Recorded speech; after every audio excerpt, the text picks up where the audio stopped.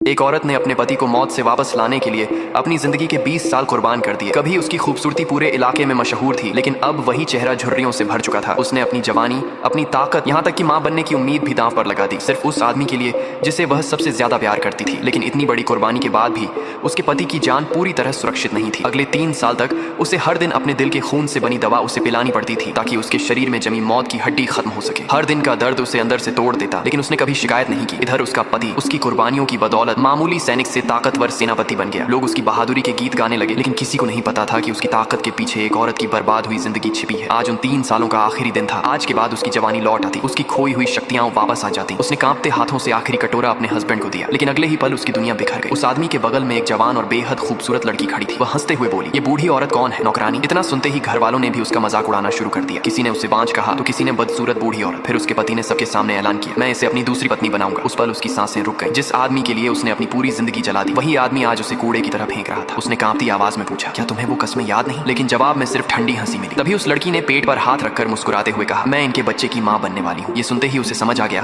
कि उसे बहुत पहले से धोखा दिया जा रहा था। अब उसके पति ने अपना असली चेहरा दिखा दिया। उसने नौकरों को आदेश दिया कि उसे बांध दिया जाए। उसकी नजर में अब उस औरत की कोई कीमत नहीं बची थी। उसने